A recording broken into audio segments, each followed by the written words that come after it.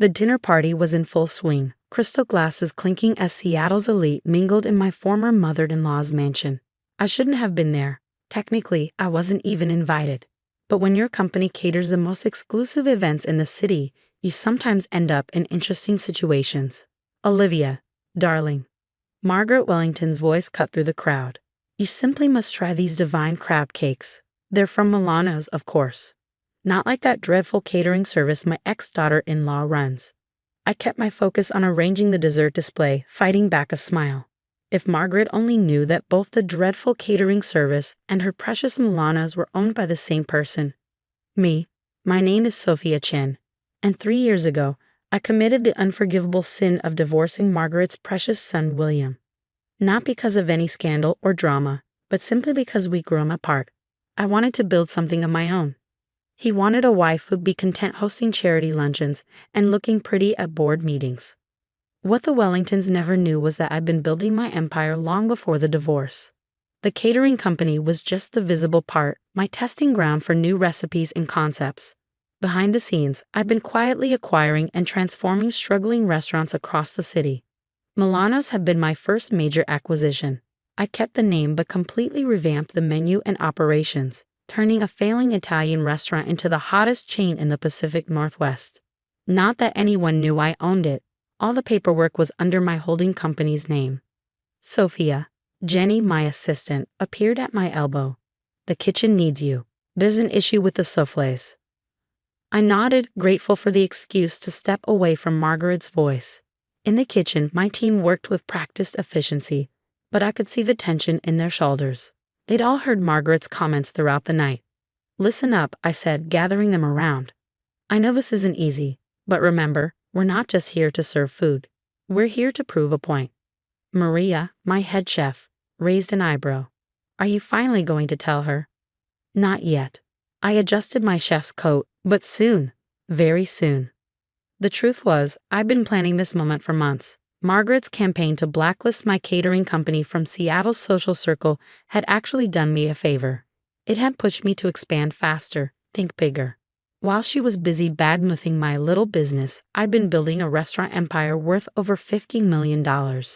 My phone buzzed. A text from William. Saw you in the kitchen. We should talk. I ignored it. William had been trying to talk ever since he found out I'd bought his favorite steakhouse last month. Not that he knew I owned it. He just wanted to complain about the menu changes. Mrs. Wellington is asking for more of the Milano's signature sauce, Jenny reported, returning from the dining room. She's telling everyone it's a secret family recipe that no other restaurant could possibly replicate. I had to bite my lip to keep from laughing. That sauce was my grandmother's recipe, the same one Margaret had once called too ethnic for her dinner parties. Through the kitchen doors, I could hear her holding court. Really, it's about standards. Some people, she shot a pointed look toward the kitchen, simply don't understand the level of excellence required in our circle. That's why I only trust Milano's for my important events. I checked my watch. In exactly 2 weeks, Margaret would be hosting the annual Wellington Family Foundation Gala, the biggest social event of the season. She'd been bragging about having Milano's cater it for months. What she didn't know was that I had a surprise planned for that night, one that would finally show her exactly who she'd been underestimating all these years. Sophia, Jenny appeared again. The lawyer called. Everything's set for next week's board meeting. I nodded.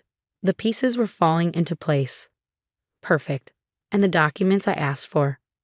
All here. She handed me a thick folder. Are you sure about this timing? Absolutely. I started reviewing the papers. Margaret Wellington has spent 3 years trying to destroy my reputation in this city. It's time she learned who really runs things around here. The week before the Wellington Gala was a blur of meetings and preparations. I sat in my downtown office, reviewing the final documents for what I was about to do. The view of Puget Sound stretched out before me, gray waves matching my contemplative mood. The board meeting for Milano's is confirmed for tomorrow, Jenny said, setting a coffee on my desk. Margaret Wellington still thinks it's just a routine quarterly review. I smiled, picking up the latest financial reports. Under my ownership, Milano's had grown from 3 struggling locations to 15 thriving restaurants across the Pacific Northwest. And now I was about to merge it with my other holdings, creating one of the largest restaurant groups in the region. My phone buzzed. William again.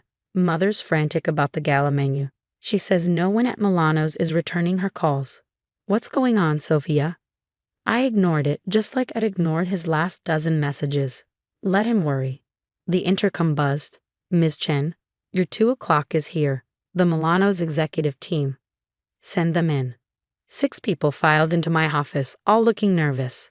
They'd been running Milano's day-to-day operations while I remained the silent owner. Only they knew who really signed their paychecks. As you know, I began tomorrow's board meeting will announce some significant changes. I want to make sure we're all clear on how this will play out. I laid out the plan, watching their faces as they realized what was about to happen. The merger would make headlines, especially given who would be affected. Mrs. Wellington, my CFO, said carefully, she'll be there tomorrow? Oh yes. I leaned back in my chair. As a special guest. After all, she's our most vocal supporter. Later that evening, as I was leaving the office, I ran into exactly the person I'd been avoiding. William stood by the elevator, his expensive suit a reminder of the life I'd left behind. Sophia, he said, stepping forward. We need to talk. About what, William? How your mother's been trying to destroy my business, or about how you've done nothing to stop her? He had the grace to look uncomfortable. Look, you know how mother gets. But these changes at Milano's, they're causing her real distress. She's planned this gala for months, and it will be perfectly catered, I assured him. Just maybe not quite the way she expects. His eyes narrowed. What are you planning?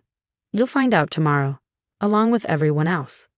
The next morning, I dressed carefully in my power suit, Chanel, black, impeccable. Margaret wasn't the only one who knew how to make an impression. The Milano's boardroom was filled by the time I arrived. Margaret sat near the front, radiating self-importance.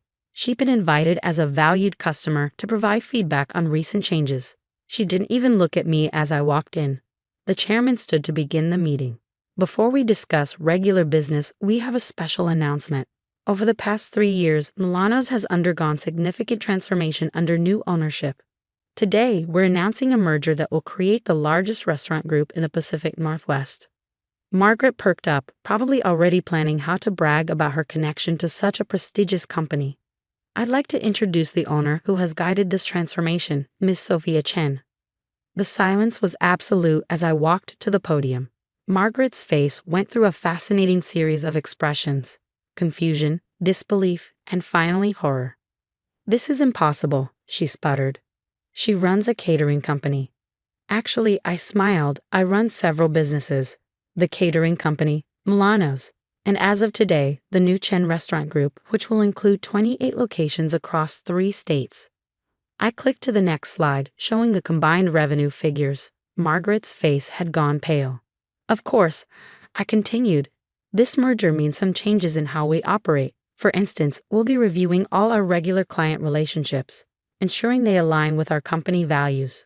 Margaret stood up so quickly her chair toppled backward. You planned this. All of it. Planned what? I asked innocently. To build a successful business. Yes, I did. To watch you praise my restaurants while trying to destroy my catering company. That was just an amusing bonus. The night of the Wellington Gala arrived clear and cold. I stood in the kitchen of the Four Seasons ballroom, watching my team prepare what would be a very special menu. After the board meeting revelation, Margaret had tried desperately to cancel Milano's catering contract for the gala. But ironically, the same ironclad contracts she'd always praised them for now worked against her. Breaking it this late would have meant hefty penalties and, more importantly, social embarrassment. Everything's ready, Maria announced, putting the finishing touches on the appetizers. Should we serve them exactly as planned? I smiled, adjusting my chef's coat. Tonight, instead of hiding in the kitchen, I would be front and center. Exactly as planned. Let's show Seattle what we can really do. The ballroom was filled with the city's elite, all drawn by the Wellington family name. Margaret stood by the entrance, greeting guests with a fixed smile that looked more like a grimace. When she saw me emerge from the kitchen in my pristine chef's coat with Executive Chef, Chen Restaurant Group embroidered in gold, her smile cracked completely. What are you doing? She hissed as I approached. You can't be out here. Actually, I can. It's in the contract. The executive chef personally oversees all premium events. I gestured to the approaching servers. Ah, here come the appetizers. I believe you'll recognize them. The servers presented trays of elegantly plated bites, all signature dishes from Milano's, but with subtle twists that elevated them further. These are Milano's recipes, Margaret protested. You can't. They're my recipes, I corrected her gently. Every dish you've praised at Milano's for the past 3 years. They were all mine. That secret family sauce you love so much? My grandmother's recipe. The color drained from her face as guests began sampling the food, exclaiming over the familiar yet enhanced flavors. Oh, Margaret, one of her society friends called out. These are even better than usual. Did Milano's get a new chef? Before Margaret could respond, I stepped forward. Actually, I'm the chef who's been developing Milano's menu for the past 3 years. Sophia Chen, executive chef and CEO of the Chen Restaurant Group. The woman's eyes widened with recognition. Chen, weren't you? William's wife? Yes. Now I'm just the owner of his favorite restaurants. I turned to Margaret. Would you like me to explain how that spicy crab sauce is made? It's a family recipe after all, just not your family. She opened her mouth to respond but was interrupted by William's arrival. He looked between us, taking in the situation. Sophia, he said carefully, could we talk privately? I considered refusing, but curiosity won out. We stepped into a quiet corner of the ballroom. You've made your point, he said. You've humiliated Mother thoroughly. What more do you want? I laughed softly. You still don't get it, do you? This isn't about humiliation. It's about truth. For 3 years, your mother has tried to destroy my reputation, all while unknowingly praising my work. I'm just finally taking credit for what's mine.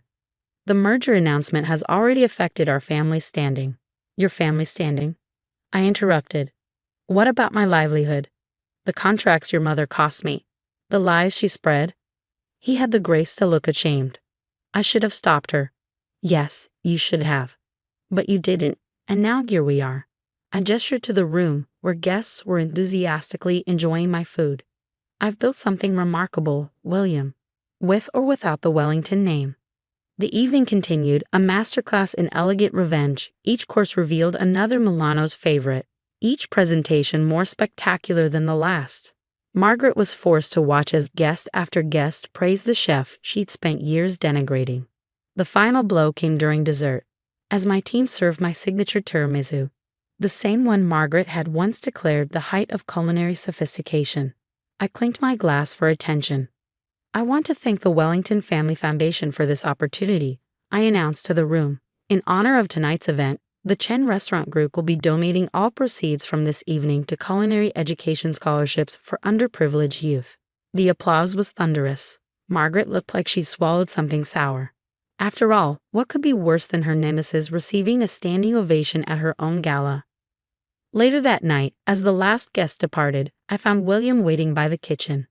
You know, he said quietly, I always wondered why you chose restaurants over our life together. It wasn't about the restaurants, William. It was about being seen for who I am, not just who I married. I started to walk past him, then paused.